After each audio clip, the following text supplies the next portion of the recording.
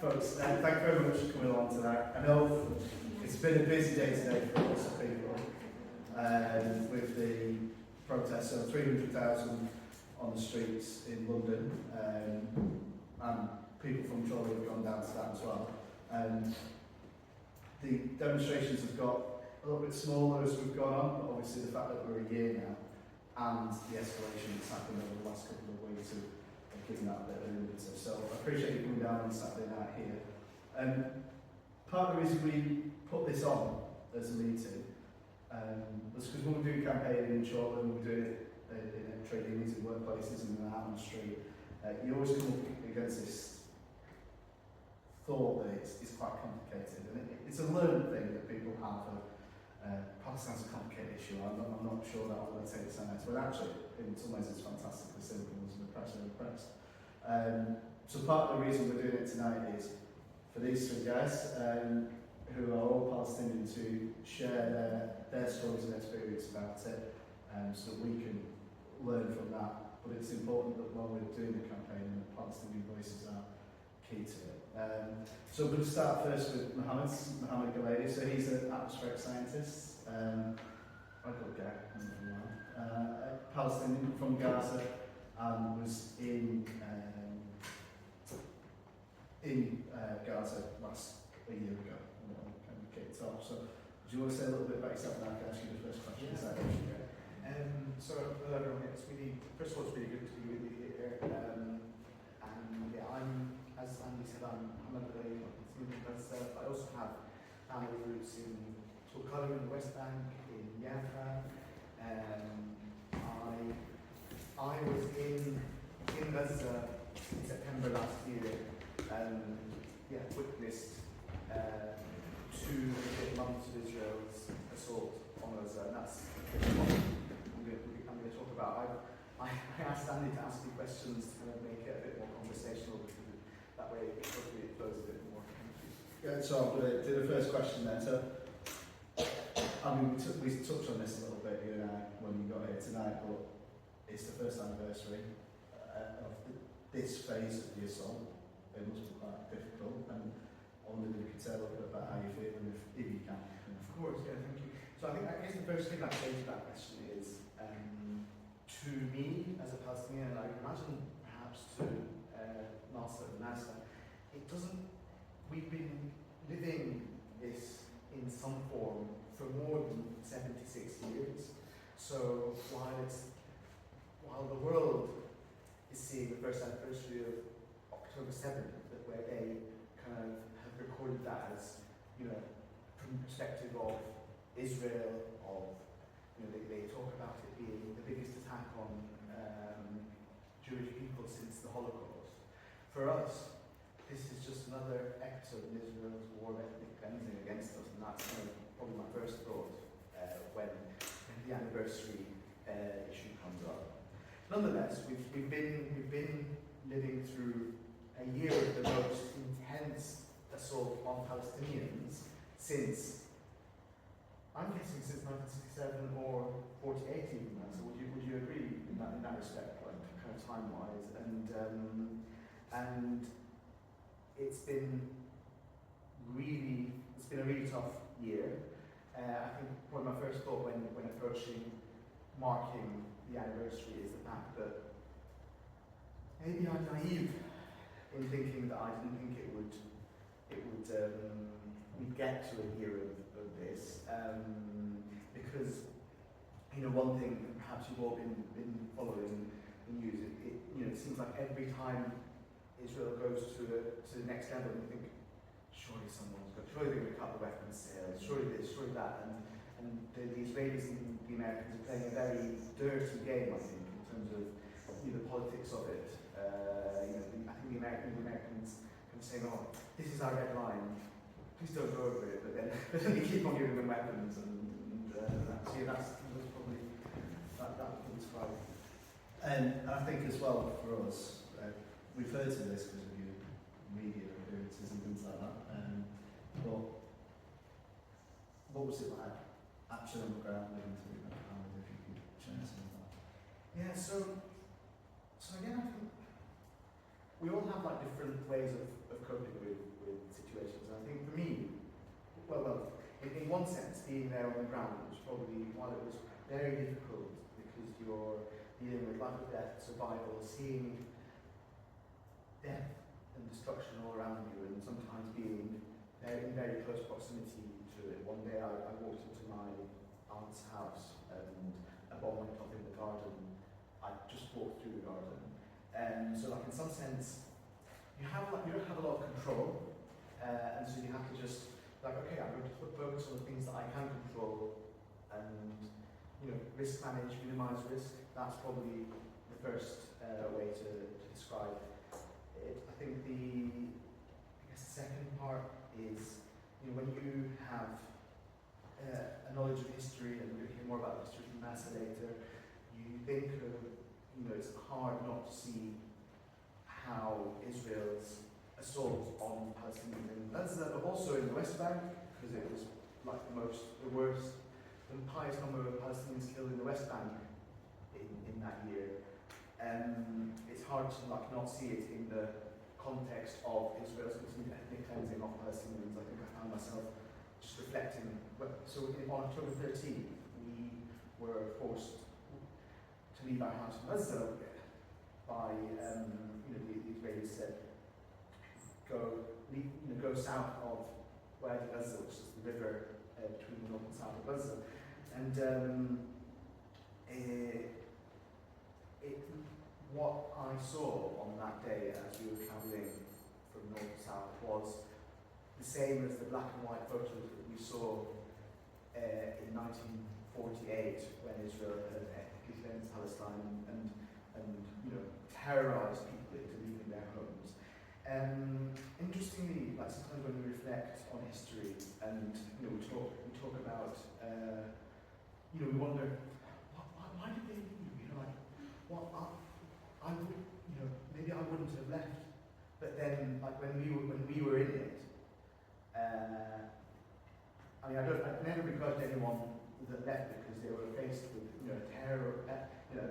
terrorist militias in 1948, and we were faced with like an army that was terrorising us from the sky, and so I guess you kind of have some understanding. At the same time, some of my friends and family are still in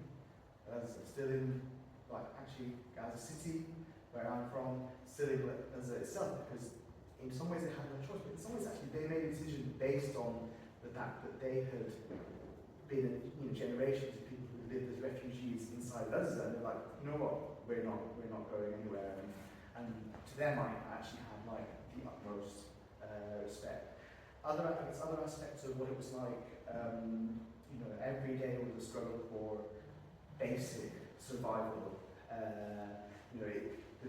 Getting water where you could, food, flour where you could, and something that also means that inequality when it comes to financial resources becomes a really big thing, because if you have the money to get those things, then you're able to get them more easily than others. And then so I'll probably leave it there in that sense. Is there anything that particularly stood out? So I guess there was that event that I mentioned, walking in, and like a minute later a bomb went off. I didn't know where my cousin was, where the 95-year-old nephew was, and that was particularly terrifying moment. Another time was being at Maasa Hospital in Khan Younis. So my family lived in Gaza City, but my mother's family were in Khan Younis. We ended up in Khan Younis for most of the period, like most of October, November, December. And so I was visiting a friend in Maasa Hospital, and there was some bombing about maybe a kilometre away or something like that. And then 10 minutes later, cars and ambulances started arriving at the hospital, and then people started getting out of the cars, and instead of going to the emergency room, they came towards me and they walked past me, and they were carrying these people who looked, they were covered in dust, they had some blood, they were bleeding a little bit, but otherwise it didn't look that fine. But it slowly dawned on me that they were carrying babies, children, an old man, old woman to the morgue because they had just arrived in the hospital. And that was something that was really kind of seared in my head. And then it's really, to be honest, there's too many to count. But can I? Yeah. Again, personally, leaving, or having to leave was really big. I again, call it naivety, call it, I guess, optimism of the will. I was trying my best to stay, after leaving Gaza, I was trying to stay inside Palestine for as long as possible.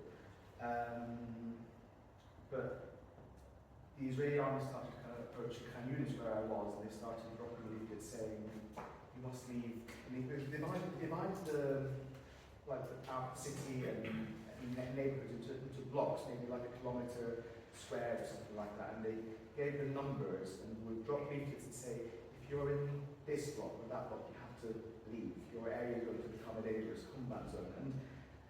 And I discussed with the family and kind of spoke, okay, we initially decided we were going to stay,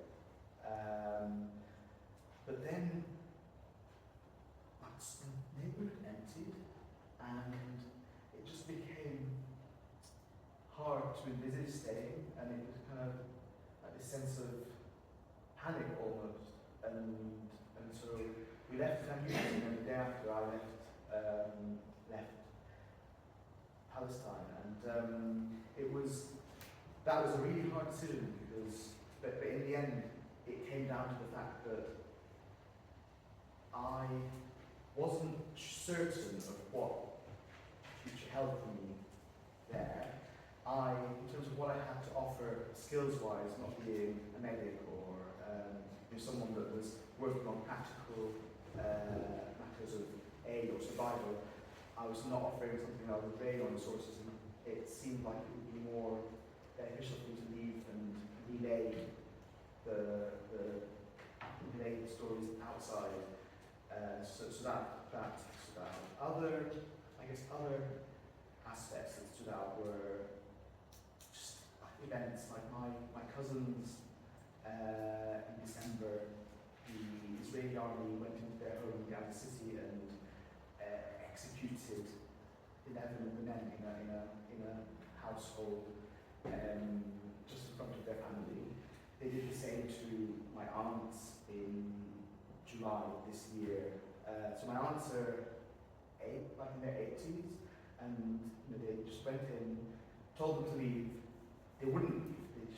They said, "We're not leaving our home," and they shot them. That was reported to us by. So there's three great aunts, and one of them kind of survived enough to kind of relay what had happened. And I know it just goes on. Like you've probably read on the news like different stories. The story of Hind, for example, and there are 10, 20, 100 Hinds. Again, like a relative, 14-year-old boy, relative of my mother, was going to fetch bread for the family and was shot by a quadcopter. They've been using autonomous flying machine guns basically that get positioned in different places, and they just shoot on sight almost. So it's kind of like very, and that's how we think another friend of ours was shot. He was a nurse, worked in a ship hospital, and in March last year, the Israelis went into the hospital, destroyed the key hospital in Gaza, as you know, and then told people to leave. And then as he was walking on the beach road, he was shot. I guess sorry to. I guess I feel like you're here because you are connected and you know, but I guess I'm what has been my experience, and this is an experience that every family in Gaza and in the West Bank in different ways has or would have. I appreciate that. Thanks for your testimony. There was obviously lots of horrific things you mentioned there. Is there, when you look at the current situation, is there any room for optimism and things? Because I I would agree. I wouldn't have thought we were sat here a year later. It's not been the pattern of it recently. We are, and it's another level, isn't it? Is there anything to be optimistic about? Ooh, I mean, I have optimism in you. I have optimism in the organising that I see around us, in the amazing campaigns, shutting down elder systems, shutting down or disrupting BAE systems. I have a tiny degree of optimism in the ICJ case that South Africa's holding, in the sense that building and strengthening the legal aspects can in some way be used to our advantage. I think there are some things that give me optimism in the sense of Israel and Israel's economic outlook, and the fact that, for example, that recently Israel was downgraded by Moody's credit agency in terms of being a good place to lend money to, a good place to invest. So I think there's little elements of optimism there, but at the same time, there's a much wider system of control when it comes to the imperial United States, which the government supports them as well. So it's so I guess what I would finally say is, I think it's optimism that has lots of dependency when it comes to organising on a much broader level than just Palestine. And so you touched there a little bit. Obviously, we live in a country now that is integral to that international support. How does that feel? How does it, is there a difference between watching Kurdistan and justifying genocide on telly, but then also meeting people in the street? I've never known anything like this where people in the street will just take a crazy view on it and back the Israelis. How does that feel to you? I guess mostly, so I mostly found a lot of people pretty supportive. I don't think that's indicative of the wider population, but I think there's a lot of silent Israel supporters, and the ones that kind of shout out against you are just the craziest ones. I think there's a big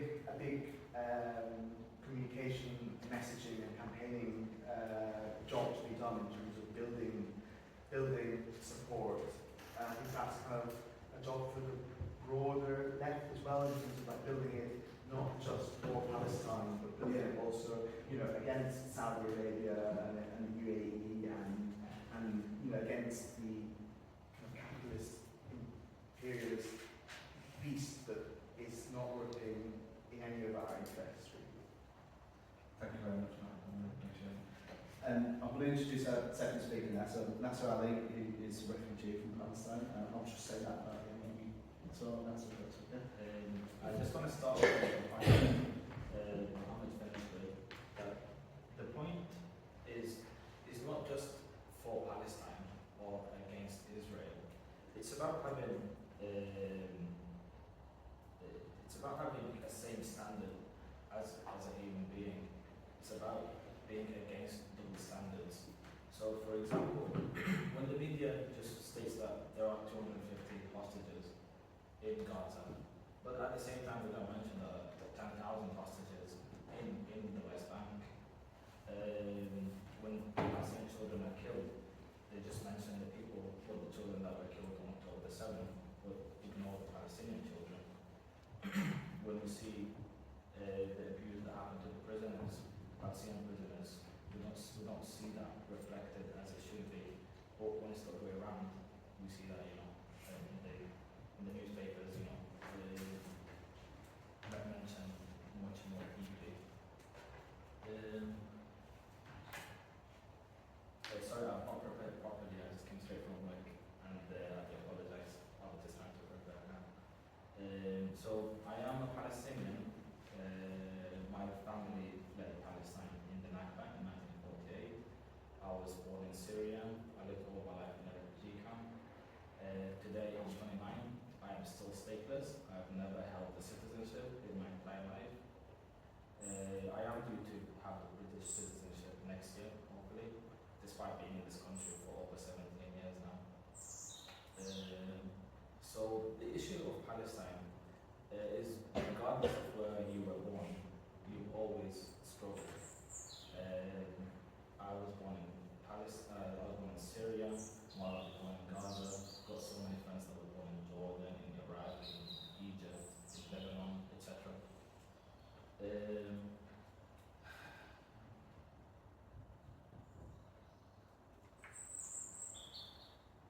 So I just want to reflect that despite what we see on TV, what we hear from Israeli governors, the point I see it as a Palestinian is it's never against Hamas, despite the acts that happened on October the 7th. It's always been targeting Palestinian as a race. The Israeli government stated it so many times that they will never allow a Palestinian state to take place. So the main aim is just empty Gaza from Palestinians. And that's why they made Gaza unsuitable for living. They destroyed every hospital, they destroyed every university, they damaged so many mosques, churches and schools, etc.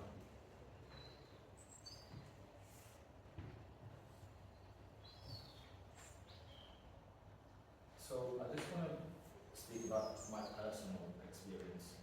When October 7th happened, my wife was about 8 months pregnant, and it was our first child. And due to the trauma and to the news, she went through a lot of health difficulties, and she ended up having a C-section, which thank God, was successful and the baby was fine. But she had a lot of health implications. She was also in her final year of doing the PhD about the displaced Palestinian refugees in the UK, which she still hasn't finished, by the way, due to the ongoing circumstances. When our baby was 3 months old, her mom was killed in Gaza, which left us in great sorrow. And I just want to point out that as difficult as the war is and how we see it on the news, there are individual stories and so many side effects that we don't see on TV. So personally, I went through a lot of, I don't want to say issues, but a lot of disagreements with my wife, Basically, her life was stopped after she lost her mom, and it was difficult for her to cope, to look after the baby, to continue her studies, to deal with her day-to-day activities. So there are so many stories that we don't see on the news, what people go through. There are so many talents that people lost in the war that we never heard about, so many ambitions, so many stories.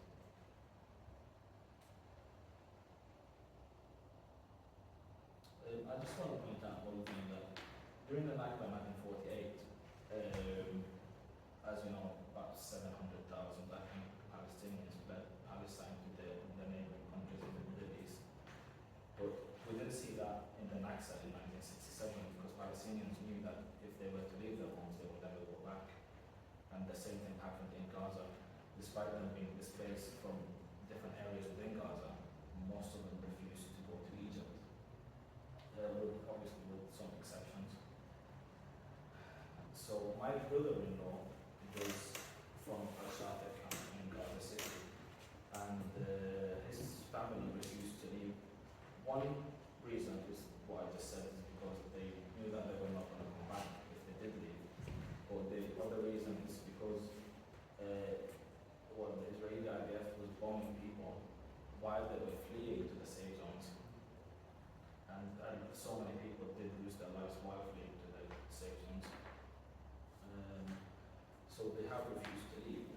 But in Al-Shafiq camp, this was not covered by the media, but Israel bombed gases on civilian areas, and literally people weren't able to breathe, and they were forced to leave. And a lot of people, or most of the people, went to hospital, and they stayed there for many years before fleeing. My brothers-in-law and dad refused to leave. They stayed at home while the women and children went to Al-Shifa hospital, and they went to the south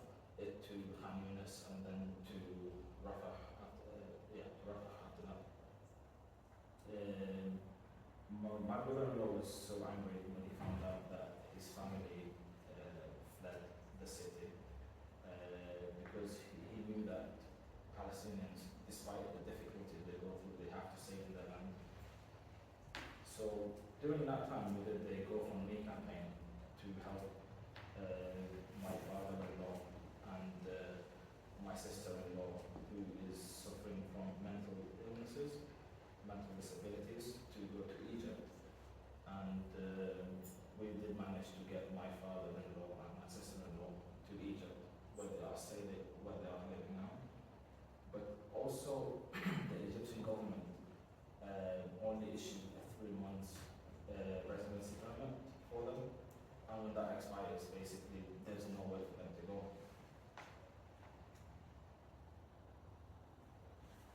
And I just want to point out that, according to my wife and to my knowledge of the situation, life in Gaza was already difficult before the war due to many years of siege and circulation.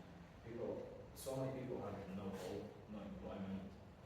Despite the literacy rate in Gaza being, I think, 99%, so many people are graduates, some people have masters, PhDs, but there's no employment, there's no hope.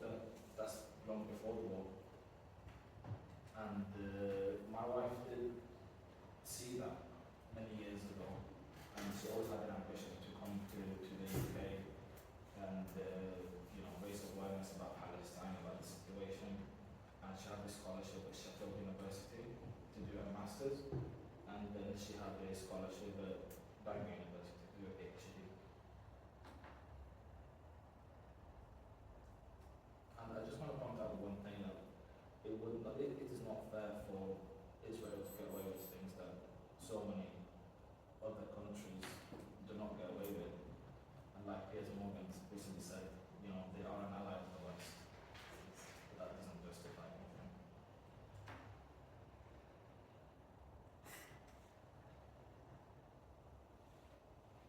I think I've covered most of the things. Thank you, that's okay. And I'm just going to Stefan speaking now. So, Maasa Khawaja is from Youth Front For Palestine.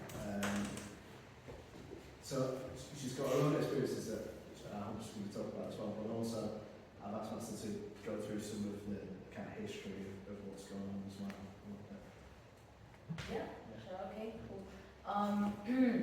So whenever I do a talk or make a speech, I always begin by honouring the steadfastness of Palestinians in Gaza and across occupied Palestine for what they are enduring. They are enduring the unendurable, and regardless are continuing their resistance against the settler colonial regime, which is Israel.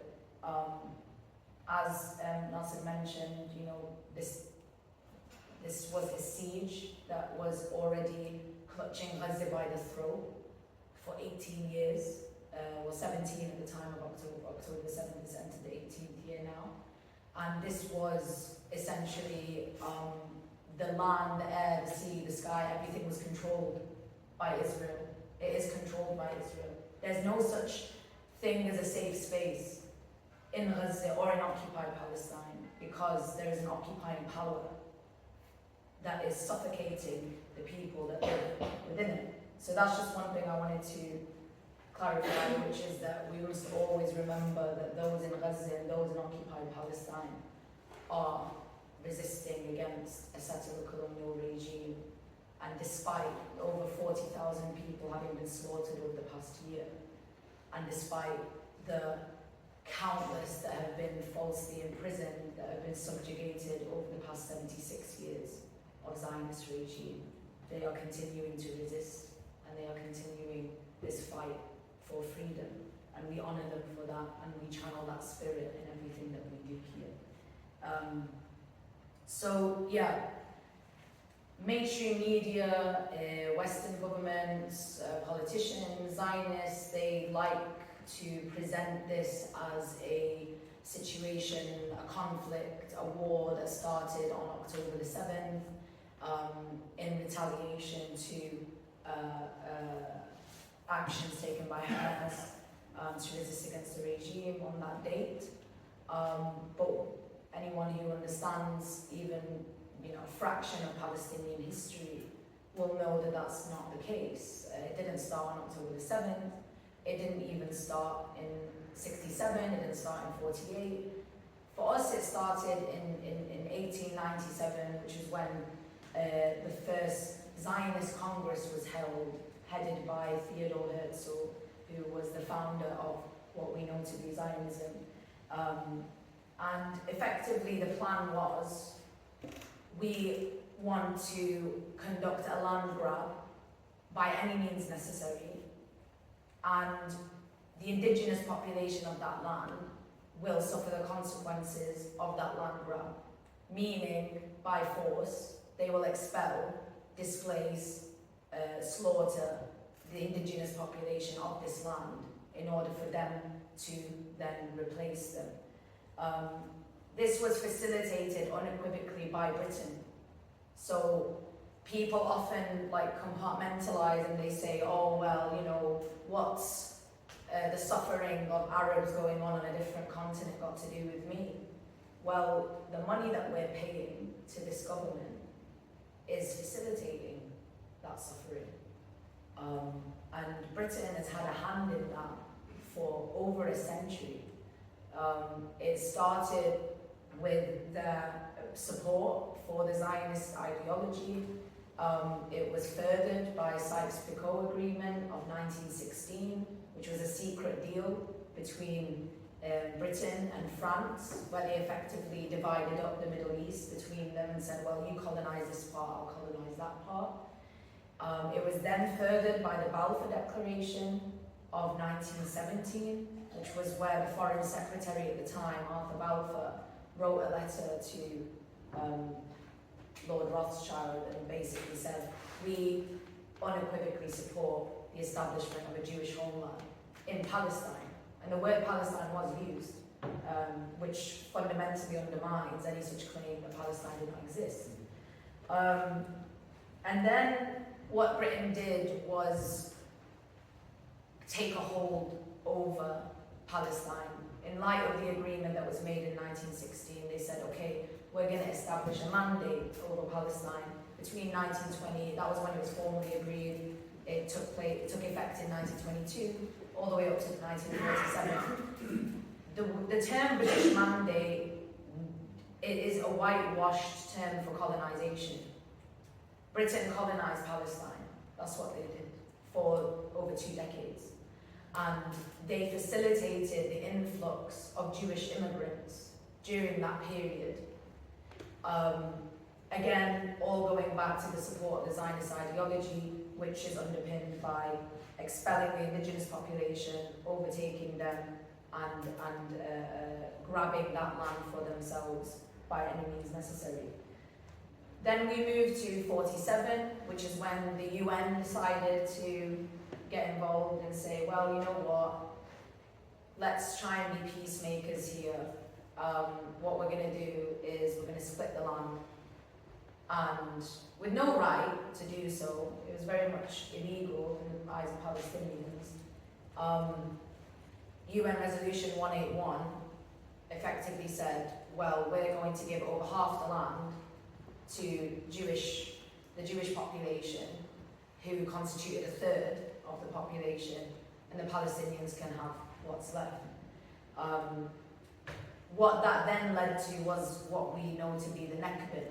So Nakba translates to the catastrophe in English, and that saw the slaughter, the violent displacement of over 1 million Palestinians, effectively either shoved out of Palestine into different parts of Palestine, and what Zionists did then, by way of their own military forces, was take the land that was left for themselves. And there are many horror stories that you can read about, you know, during 1948, Deir Yassin massacre, Tontora massacre. These are just 2 examples of the brutality of the Zionist regime in grabbing that land and expelling the indigenous population. Then we fast forward to June of 1967, which is where the Nexta took place. So the Nexta translates to the setback, effectively. So over the course of 6 days, Israel basically seized what was left. So over the period of time between 48 and 67, they were inching their way still, grabbing further and further land, again in contravention of what we know to be a joke of international law. They were inching their way, establishing illegal settlements, displacing Palestinians further, killing Palestinians, even confining them in parts and then suffocating them economically so that they could not survive any longer. And some of them were forced to leave the country because they could no longer survive under that financial burden. And to this day, Israel uses these illegal settlements as means to forcibly impose discriminatory ethnocratic laws, effectively, which put Jews above Arabs. That's the basic gist of it. And people are scared to say that. They're scared to say that Israel are establishing an ethnocratic state, or they haven't established one. They're scared to say that Israel has weaponized Judaism in their pursuit of expanding their settler colonial regime. Because of these notions of anti-Semitism and these smears of anti-Semitism, we should not be afraid to call it what it is, which is the weaponization of the Jewish ideology. There is nothing more anti-Semitic in my eyes than the creation of the State of Israel, because they have conflated a violent political ideology with the Jewish faith and the Jewish identity. And effectively, Palestinians over decades and decades have been resisting against this ideology. They've been resisting against this brutal, abhorrent system which effectively dehumanizes them to the point where, as we've seen, tens of thousands of Palestinians have been murdered. They have been ripped apart, and you still have people defending Israel's right to defend herself. That's what Keir Starmer said. So it's funny to me because he's weaponized. That language is so important for us to recognize, because he said herself for a reason. He is weaponizing this this whitewashed feminist ideology that Israel uses to its advantage, and says, well, look at us, we're the only democracy in the Middle East, we defend women's rights, we do this. And so what Keir Starmer has done by using that terminology is basically painted Israel as the victim, as this defenseless woman in the Middle East that has no choice but to lash out and to make sure by any means necessary she is protected. And the lexicon that is used by governments and mainstream media has been used against us as a weapon for decades. There used to be a phrase, which is still bandied about in Zionist spaces, but effectively a good Arab is a dead Arab. That was something that was commonly bandied about. And this is what fuels the ideology. It's this dehumanization.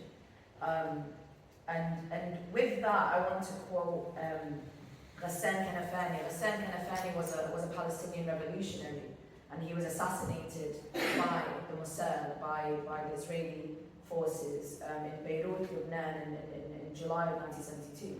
And before he was assassinated, he wrote the following. He stated, "Oh, how far has the Western mind sunk that it has become so corrupt and cowardly? French paper L'Express itself didn't make a single mention of the rain of death that poured down on the defenseless villages of the south of Lebanon, and chose instead to describe this barbaric operation as a military response. This collective crime, whose aim is not liberation but occupation, is given the name in the lexicon of newspapers and broadcasters strategic raid. So Kanafani at the time, he was referring to an Israeli attack on Lebanon in February of 1972. And that point was the largest assault ever on Lebanon. And he spoke of how the media depicted the assault as strategic, as operational, as tactical, military-minded. And when I read that, I could have sworn that this was present-day commentary on what's going on in Lebanon.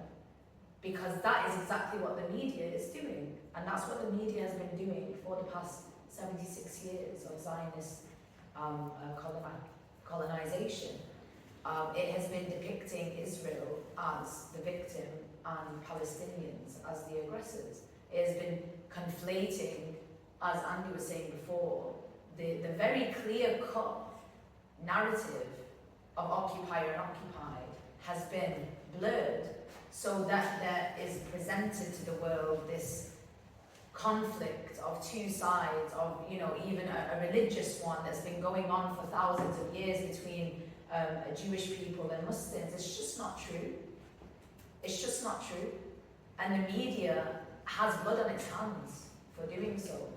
Over the past 76 years, it's not just the government, it is these media conglomerates that rely upon the dehumanization of Palestinians in order to aid Israel in what they're doing, and in order for your average person to hear about what's going on in Palestine and go, oh well, they deserve it. It's fine. They're just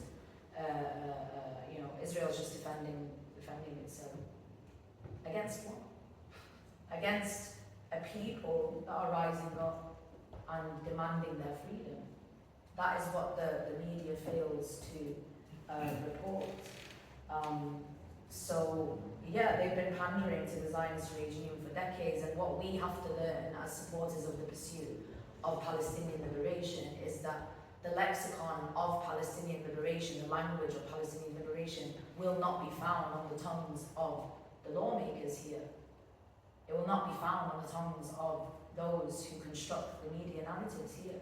It will be found on the tongues of revolutionaries, of people who are on the ground supporting the pursuit of Palestinian freedom. And the sooner we learn that, and the sooner we learn that the way to damage the Zionist regime unequivocally is to harm them financially, is to cut the ties between Britain, between USA and Israel, to damage that network of colonial brethren, and to not fall victim to the mainstream media lies. These are the best ways that we can aid Palestinians in their call for liberation. So that's a very consolidated overview of the past century. But I guess the point to take from it is that we all have a duty, we all have a responsibility to educate ourselves. Even myself, I'm learning day by day as a Palestinian. My father's from a city called Tulkarem in Palestine. My mother is from Ramallah, which is another city in Palestine. And my father and my mother spent their entire adolescence and young adulthood in living under occupation, and they never let us forget our identity, because to them they taught us that our existence is resistance. So the point to take from it really is amplifying the Palestinian call and listening to the heartbeat of Palestine, listening to what the demands are from Palestinians themselves, is the best way that we can serve that call. And I guess I'll just end on because I'm part of an organisation called YFP, Youth Front For Palestine. What we do is make that our focus. We listen to that heartbeat and we say, well, what do Palestinians need? Palestinians need for Britain to sever its ties to the Zionist regime, because, as we often say, our oppressors speak with a financial tongue, and our duty is to rip that tongue from them and leave them speechless, so that the poison that they spew out into the world cannot further the the suffering of oppressed peoples. And we're not just talking about Palestine now, we're talking about Lebanon, we're talking about Syria, the occupied Golan Heights. So you're not just serving the Palestinian call for liberation, you're serving the world revolution, you're serving the oppressed masses that have been punished and subjugated by Western infiltration all these years. And yeah, damaging them financially, damaging these colonial powers financially is the way forward. That's what we do as YFFP. We call upon people to boycott, we call upon people to, organisations and corporations to divest, we call for sanctions upon complicit corporations and anyone who's affiliated with Israel. That's what we do. And it's been successful. Just a couple of months ago, AXA, a French multinational insurance company, divested from 3 major Israeli banks that were recognized by the UN as being guilty of war crimes. Millions and millions they lost as a result. So that's millions and millions less that is funneled into the regime. That is success as we see it. And we all have a part to play in that. Boycotting is something we can all do. Calling for divestments is something we can all do. Educating ourselves is something we can all do. And so yeah, I think that's a summary of everything that I can think of. Thank you very much. No problem. I was going to ask you about the optimism question, but Matt said that today. I'm looking it up for this. Okay, yeah, that's fine. So we've got a little bit of time if people want to ask questions or make any points themselves. Stay filming. Yeah, training camera. So if anybody who's like to ask any questions, say anything at this point. Good job, Well, you usually get questions after the first person's had a go at it. I think, obviously, for me, just about all sorts of occupations across the world is based around capitalism, the capitalist regime.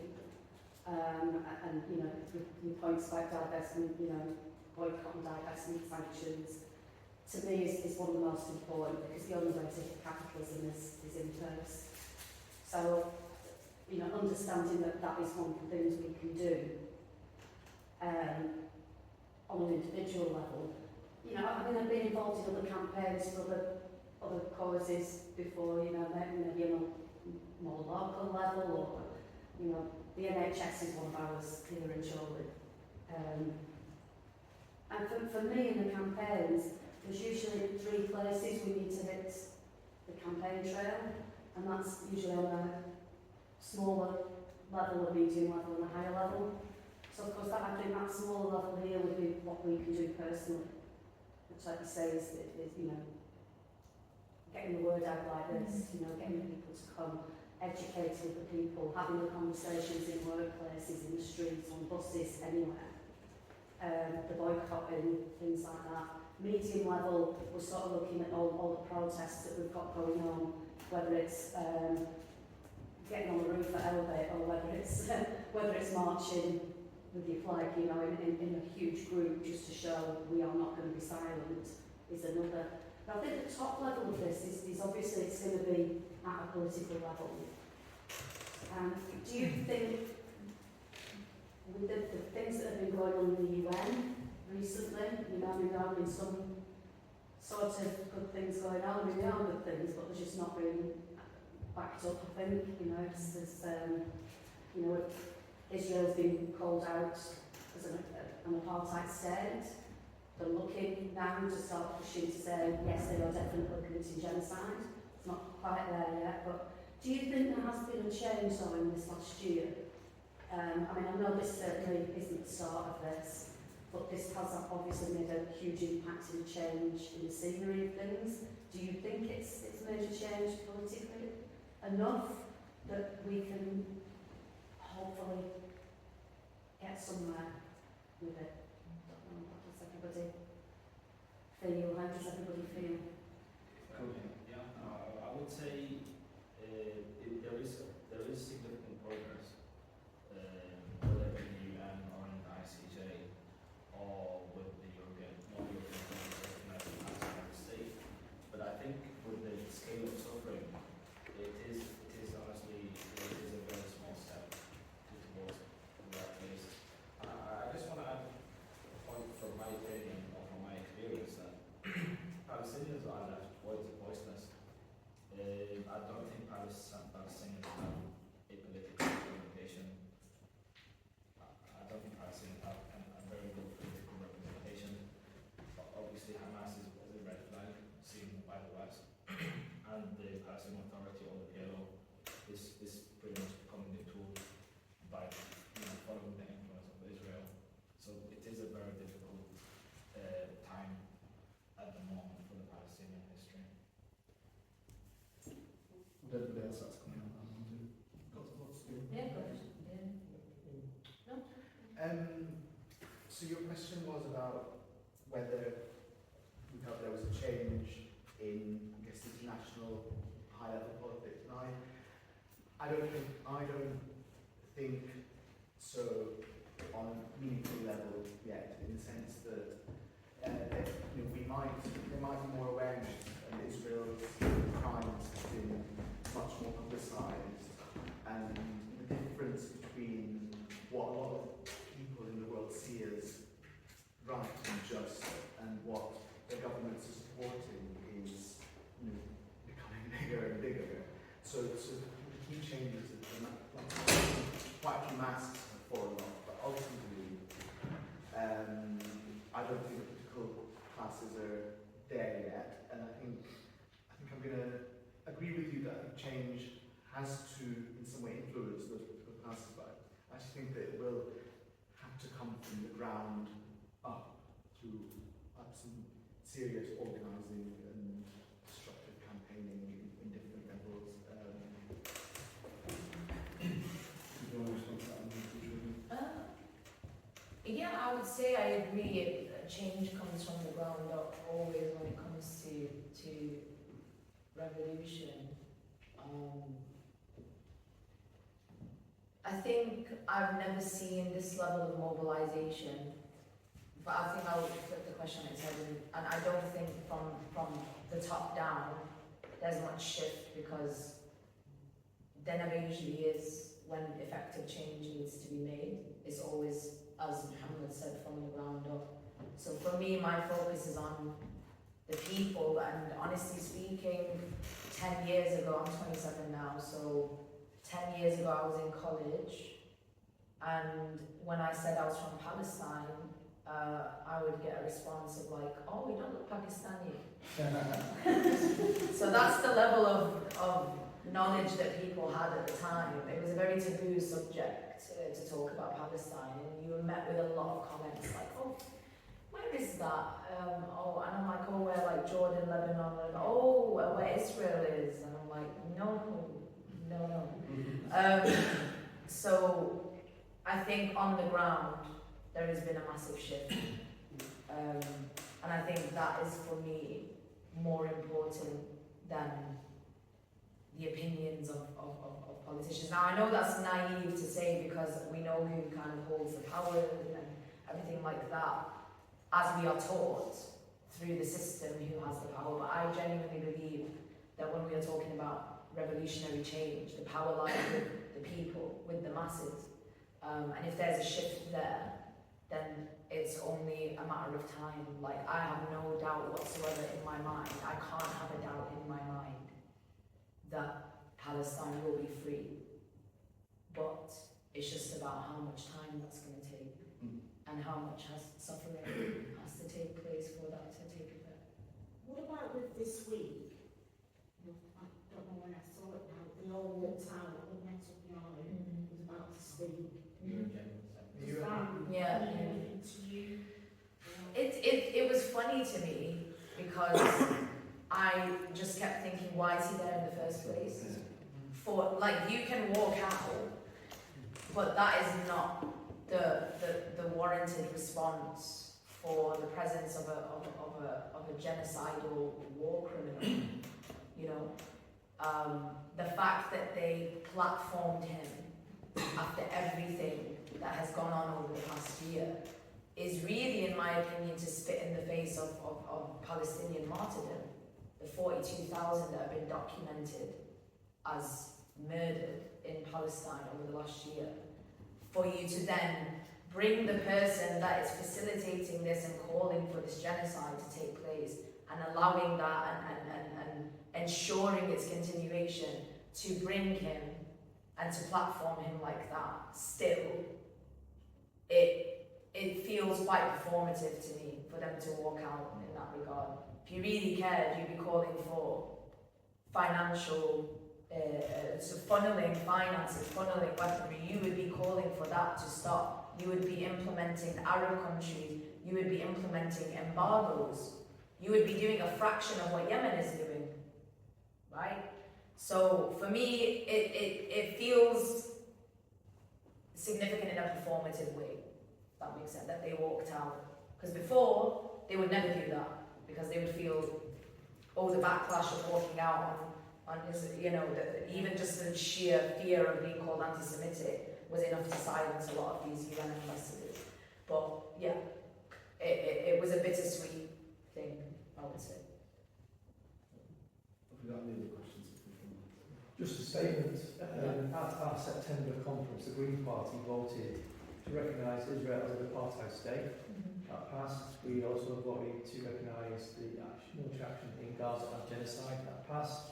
It did upset some of our Jewish members. One of them walked out, but most of them accepted that. And I'm amazed how little media attention that got, because that's the first political party in the UK to recognise those things.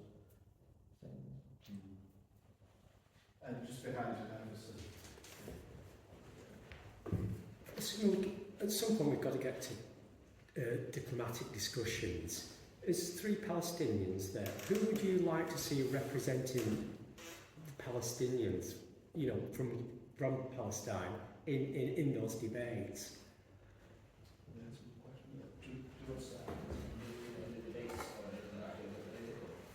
Yeah, political, diplomatic discussions. I mean, I know there's something called the Palestine National Initiative, I think. I'm not sure who they are. You see some very good speakers on Al Jazeera, and I'm just, you know, curious. You know, people always, the uneducated in the UK, always refer to Hamas as some sort of barbaric organisation. And I'm just wondering who you three, who lived through it, would like to see representing the Palestinian cause, you know, in debates on the national, you know, on the international scale. I just want to say that before October the 7th, Palestinians in Gaza and in the West Bank have been attempting to have a unity and go for an election, but Israel has always, in different ways, stopped them from coming to not just an agreement, but having a formal one election in the West Bank and Gaza. And Netanyahu specifically was persuading the separation between the Gaza and the West Bank. So to answer your question, I would say through the election that the Palestinian people decide who they want to represent in a fair election. It's not just I believe in this person. Currently, I don't see any. Well, not many people suited for that position. There is a small Palestinian party called Al-Mubarak, run by Mustafa al-Barghouti. I think he's a very... He's a good speaker, I've heard him, yeah. Do you want to say something? Sure. I mean, I think jumping on to what Nasr was saying,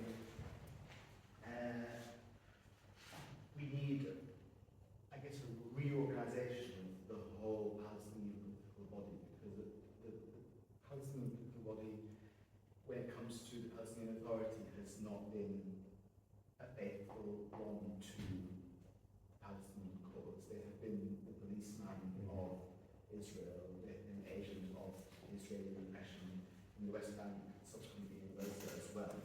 So that's the first point I would make. We do have institutions such as the Palestine National Council that's part of the PLO. We have the Palestinian Liberation Organization that exists in name only now, for appropriate representation, either reform or that. We need Hamas to become part of that. The people that have been on the ground in Gaza and the West Bank with this same occupation need to be part of that representation. And yeah, as Maasa said, it then needs to be put to Palestinians in Gaza, in the West Bank, even inside Israel, and in the diaspora, for that representation to happen. Any other representation is illegitimate in my view. Do you think the leadership of Hamas made a big miscalculation on October the 7th? In terms of, would they not have expected the degree of onslaught that's been unleashed? Well, I mean, I think my only comment on events on October 7th is I would have limited, if I was having, I would have focused on the military targets much more. I think that's my assessment. I don't know about miscalculation.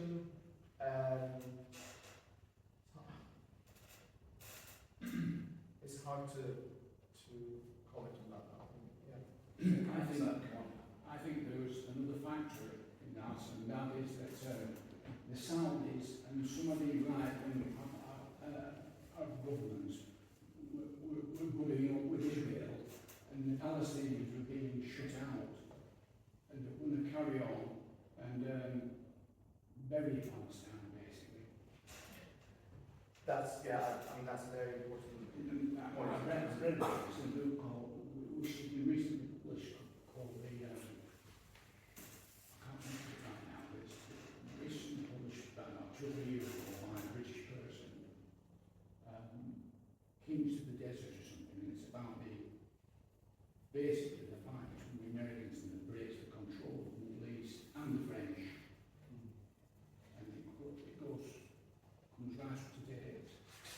I'll let that success with this. I think we'll have to send we'll bring it up. I was just going to say that Hamas was saying before October the 7th that invasions of Al-Aqsa Mosque is going to have implications, and they were warning, not justifying obviously October the 7th, but they had their reasons. Plus, I would ask, well, personally, I would like to know exactly what happened on October 7th. Until today, 1 year from then, Israel has refused to give a report of exactly what happened on October 7th. Out of the 1,200 total deaths, how many were military, how many were civilians, and how many were killed by the IDF? Because we know under the Hannibal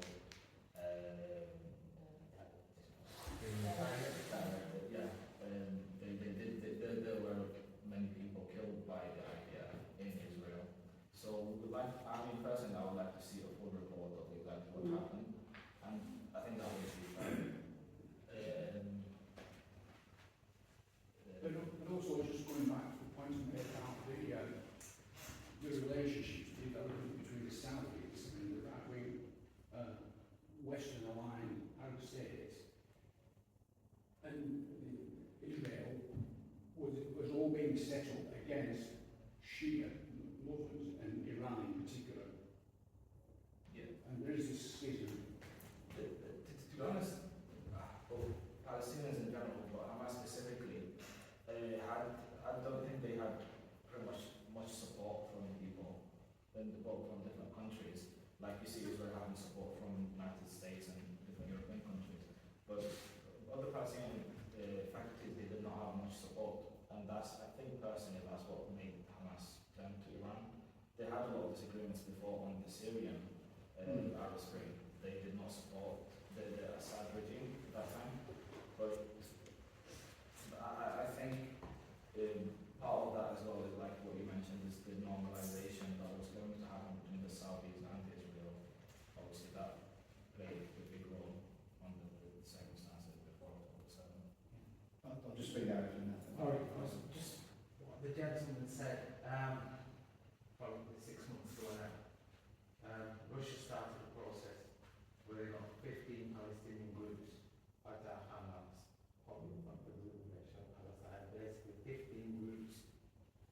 invited them to Moscow to present the United Front. They concluded in China. Do you think it will succeed?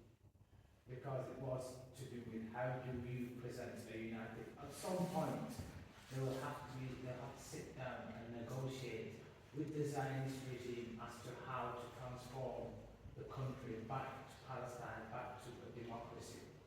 At some point, you'll have to negotiate with the enemy to determine how we are going to transform this country back to where we want it.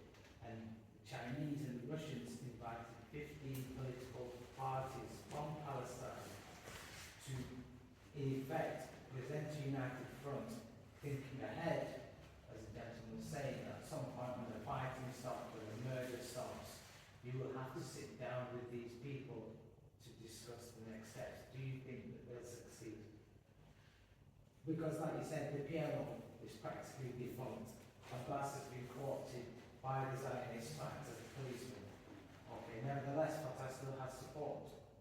So, the question is, to the panel, to you guys, do you think that this initiative, or any initiative, will the Palestinians be able to unite, just as the PLO did back in the day when it was independent? Will the Palestinians be able to reunite in a meaningful fashion, to be able to sit down and speak with the enemy, to discuss terms, to discuss a genuine settlement?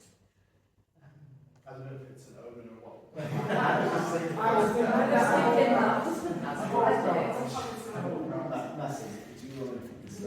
mean, that is one thing, that's right. Clearly, it's always been divide and rule, which is colonial practice from the first days of colonialism. So, how would we achieve unity is a question, more to the point, to get to that point where we can negotiate with the enemy. If I may respond, I just want to say that negotiations have been happening with Israel, between the PLO and Israel, that have been happening for decades before. Sorry, but as I'm saying, I know that, but the PLO, so from this point onwards, from this Chinese, Russo-Chinese initiative, because the PLO has been sidelined, we all know it's been muted. Okay? So whether you reconstitute the PLO or it's a different organisation, do you think Palestinians when or how do you think Palestinians can achieve that level of unity where they can sit down? Because obviously you've got the Zionists on one side, they have all the differences, but they're still united in the aim of keeping Palestine. So internally, fights argue all the time, but to present an external front, how do you think that can happen? And do you think it will happen anytime soon is the question, what's the point? I think that whenever I consider the word negotiation or the word discussion in this context, I think back to something that Bassem Kanafani said, which was, this was in an interview that he had with a, I can't remember which channel it was, BBC, yeah, and he basically said, why should we talk to them? A conversation between the oppressor and the oppressed is like a conversation between the sword and the neck. That is what comes to mind when I think of an answer to that question. I don't think that this initiative, successful or not, whatever it may be, the fundamental thing that needs to fuel that is not a foresight or not an aim of negotiating with Israel for it to be successful. For a united front, to me, means claiming back the land by any means necessary.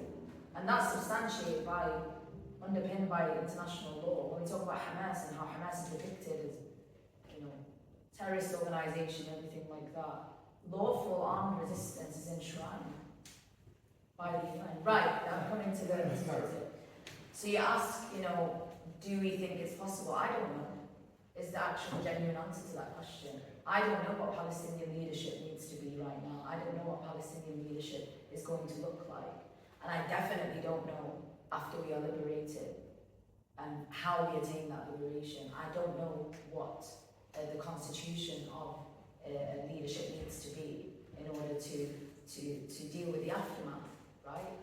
What I do know is that any movement that is made by leadership, by united fronts, whatever it may be, that whatever underpins, what needs to underpin that is an unequivocal pursuit of ridding Palestine of Israel. That is point blank it. And you know, Palestinian leadership has failed us. When we talk about the PLO, what it used to be, they were just to give context, the Palestinian Liberation Organization, they used to be led and guided by the Thawabit meaning the Palestine red lines of the Palestinian movement, the constants. When something's in thabta, it means that it's fixed. And these are things like, you know, a free Palestine from the river to the sea with Jerusalem as her capital, no normalization of Zionism or Israel, basically ridding Palestine of this settler colonial entity. And for us to succeed in our pursuit of liberation, we must always go back, because the PLO, as they were at the time, was successful in channeling the Thawabit. What they ended up being, select members of the PLO ended up doing, was ignoring the Thawabit and falling into normalization and negotiation with Israel. And that's what the Oslo Accords were in the 90s. So I'm always wary of terms like negotiation and discussion. Now, this initiative you talk about, again, my genuine answer is I don't know. I don't know how it's going to succeed. When I was talking about negotiating, I was thinking more of the only analogy we've got is South Africa, where the ANC sat down with the apartheid regime, and the apartheid regime had to admit defeat, and how do we move the country forward without any more killings? So that's the point I was talking about, not sitting with these fake negotiations just to drag out the occupation and the colonisation longer and longer. In my head, when I was making that point, it was after we had won. We, as in those people who support Palestine and the Palestinians, had defeated Zionism, but you've still got 7 million settlers there. Okay? Some of them may not have anywhere else to go because they've been 6-7 generations in Palestine. Okay? So, on my point of view, as a non-Palestinian, but in terms of realpolitik, you cannot expect then those people to, for example, those 2-3 million people who have nowhere else to go, to then become refugees themselves. Clearly, they would need to be accommodated somehow. So that's the point I was talking about. How long do you think? So the question is really what happens to Zionist settlers post-conflict. That's yes. And my answer is I don't care. I don't care what happens to. Honestly, I could disagree. No, genuinely, I'm not saying this in a combative way, but I genuinely am more focused on the liberation of Palestinians than I am focused on the future of the settlers that robbed them of that freedom that they should have had to roam their land. So genuinely, I've seen even Mohammad Ghalaieny, a Palestinian journalist, he answered the same way. There was a journalist that asked him, an interviewer that asked him, well, what's the fate of these people that are living as Israeli citizens in Palestine? And genuinely, that is not our focus at this time. We're barely clinging on to our fates, our own fates. So I don't spend time thinking about what happens to Zionist settlers after Palestine is liberated, I'll be completely honest. They could disagree with me, but that's I just want to my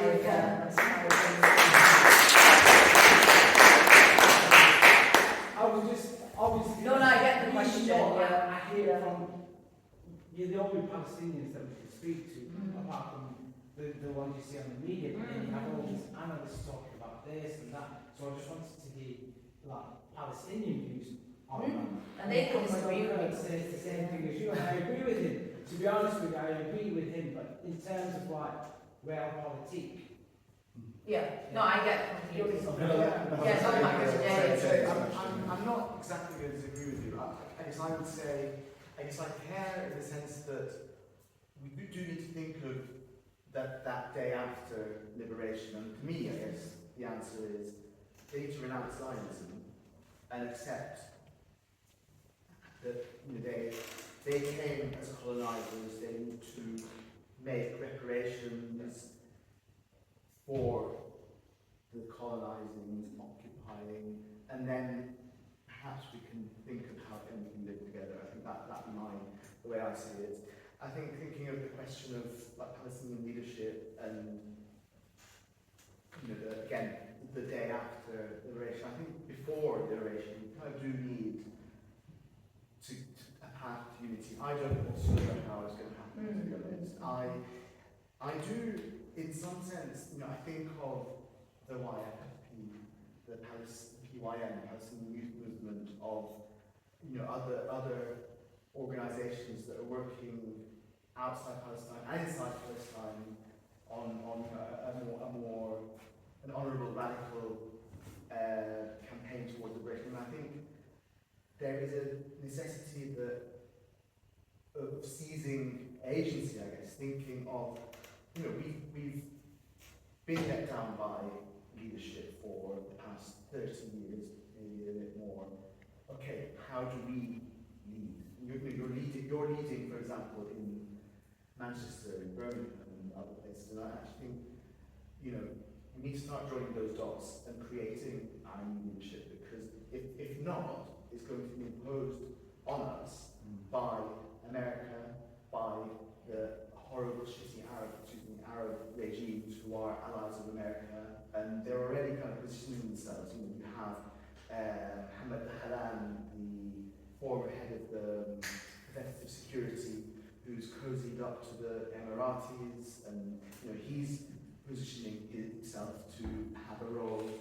And I guess we need to focus on our campaigns here, but I think at the same time, I don't know how we're going to do that, but maybe something to think about as well. We need to organise our house. I'll take the question from Jane, and then I'm going to abuse the question, the chair question, and then we'll wrap it up with a response. It's not really a question. I mean, as a young child in the 70s, it used to be on TV, like the news, and these little boys or girls were throwing stones, and then you've got somebody in uniform with a gun. That's what I witnessed. But thinking about what you were saying about, are the army, or wherever they are, going to go to house and say you've got to go? I know they've bombed into some houses, but what I found out last year for the first time is there is no army, you don't have an army, there's no navy. And when I speak to just everyday people and they mention that, and they haven't got a clue. So, I mean, the TV is amazing to me, and it's not, with the internet as well. But I'm having conversations with people and going, but there's no army. Oh, but it's a war. It's not a war. I just think, when we say about Hamas, then it was Al-Qaeda and all these names. It's not really a question, sorry.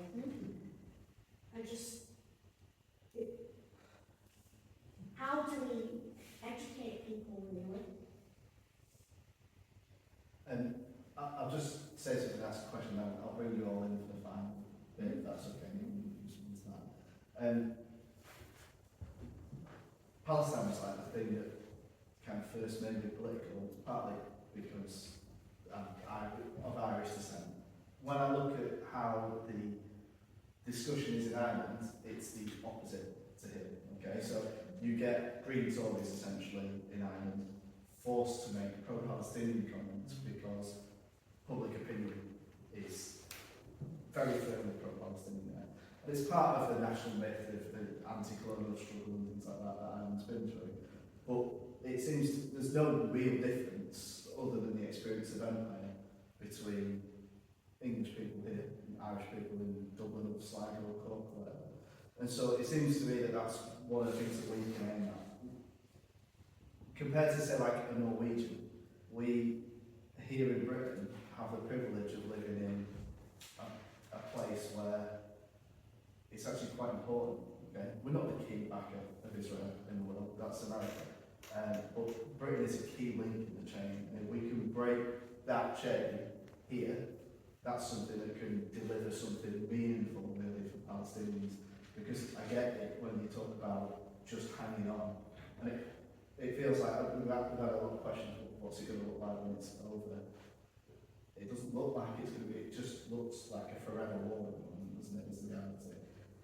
But we can help to shift those scales by breaking that sort of chain here in Britain. It starts with creating a situation where public opinion is pro-Palestinian, and we have had upticks of that. I think when I first started, around Iraq being political, it was a minority position. It's got steadily better. We've taken a knock with all the stuff around anti-Semitism and colonialism, and it was a step back, I felt that. But the crime that's been committed on everybody's phone screen and TV screen over the last year, I think has galvanised that a little bit, and it's beholden on us, I think, not you guys, because you're doing what you're doing anyway, but it's beholden on us to take that moment and push it forward and take it as far as we can, keep going even after that, to try and create a centre of gravity that is more pro-Palestinian than we've got. And then the question I had, it's kind of linked really, but I wanted to ask you why you're all here. What does a solution look like to you? And I know that might be difficult to imagine right now, but what do you want us to help you get in Palestine? Other than everything, because we all want the world, don't we? But I mean, what does it look like to you? So, Master, if you want to go first, and then we'll do half of it, and then I think it's very important. Gabby once said, whatever we do as individuals is going to be very small, but it's very important that we do it. I think on an individual basis, if everyone boycotts, Zionist organizations, for example, we can have a lot of alternatives to the buying Coke or Chorley, buy a different thing, to the go to McDonald's, to go to a different restaurant. I think that would have a great effect. I think we mentioned that, but to raise awareness as much as we can, that is also very important. So I think doing all these small bits would change the big image. thank you, Master. So, I guess there's two parts. I'm going to start by saying what I want, and I want a free Palestine from the river to the sea. I want an end of the occupation. I want an end to Zionism, that can then mean that we can actually live in a way that doesn't favour our occupier over us. So that's what I want. Why I came here tonight, and why I'm really happy to be here and talking to you, is because you're all seeds of that change. You asked, is it change?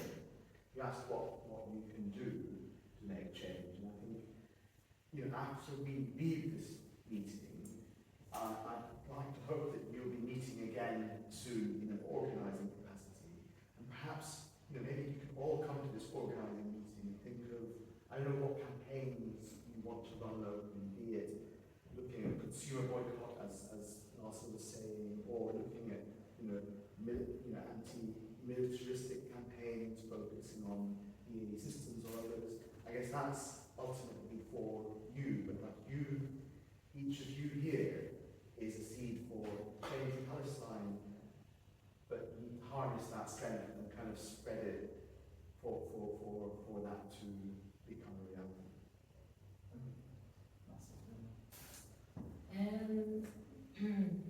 What was the question? What do you want? What do I want? Okay. What do you want? What do you Sorry, want I us to was do? just, That's okay. I was just thinking, what do I want? I echo the calls for a free Palestine. I think what I want most of all is for us not to be lost in despair, because I think given everything we've witnessed over the past year, or the past 76 years even, it's easy to lose yourself in this oh my god, this is just so tragic, and falling into that depiction of Palestinians as victims. But we're not, I think the thing I want today is for people to take away that we're not defined by oppression. We're defined by our defiance, and we're defined by our resistance to that oppression. Because Palestine existed before, and it exists now, and it will exist in the future.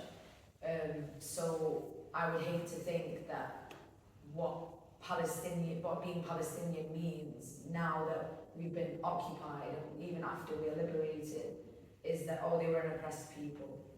No, we were a resilient people who rose up and dismantled a regime that was suffocating us. And we deserve to live, we deserve life. Like it's Mohammad Ghalaieny, Palestinian poet, he said, على هذه الأرض ما يستحق الحياة. We have on this land what makes life worth living, and that's what Palestinians deserve. Their lives are worth living, and that's why we resist. Because we cannot let the blood of Palestinian martyrs to have been spilled in vain. And to tie that back to points that have been made by both my friends here, looking at it on an individual basis, how we as individuals make up part of a revolutionary collective. What can we do on a day-to-day, even if it's just having a conversation with someone that may not have really wanted to talk about Palestine, because no one now has not heard of Palestine and Israel. There are people that are willfully ignorant now, rather than have fallen into ignorance over the course of their lives by chance. So people are just willfully not having these conversations now. So even at that base level, it's our duty to open up those conversations, even if they're uncomfortable. You know, you might get bad reactions from people who might say, oh, well, that's nothing to do with me. No, it is. We can disagree on the ins and outs and what leadership's going to look like, whatever it may be, but the fundamental aspect of it is, as a human being, can you not see this from a moral perspective? Regardless of your religion, of your race, of your anything, your gender, whatever. As a human, can you see that this is wrong? Is the slaughter of children wrong? Is people picking up the limbs of their loved ones in plastic bags wrong? Is dropping 2,000-pound bombs made in the US on areas where they know there will be mass casualties, and I hate the word casualties, but this is what the media uses, a term to band about casualties. We know what they are.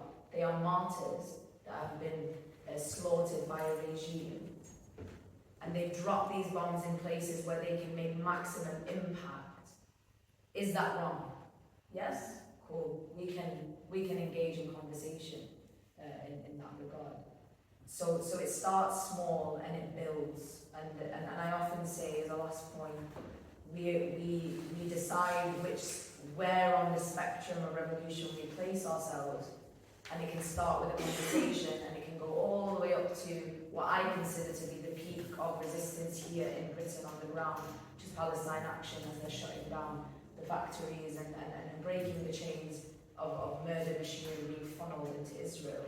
Where on the spectrum will you lie? As long as you're on it and you're doing something to further the cause. So think about where on the spectrum of revolution you want to be, and when Palestine is freed, hopefully within our lifetimes, can you look back and say, I did everything I could? I think that's what I want from today. Thank you very much.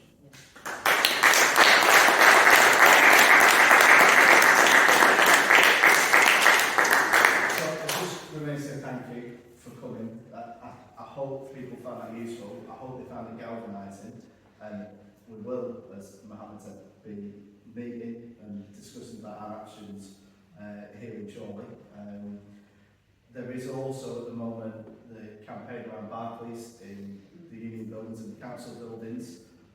So everybody's kind of left their email. We'll send out the details for that and to that in terms of keeping up the pressure around it. But also thinking about where else we need to go with that now. Go on. It's been on hold for a few weeks because I've basically been at other campaigns. quite a lot, most of them Palestine, I must say, but and of course we do have some people that aren't here today because they've gone to London. Yeah. But we do sort of have a rota. Now we're going to try and get that stall down into town now again on every Saturday. I'm afraid I can't do weekdays, but if anybody wants the stuff, I can bring them down to you. It's a fold-up table and a bag we can do it with, you know, because you don't need loads of stuff. So from this, obviously Andy's got emails and things, the people have the contact details.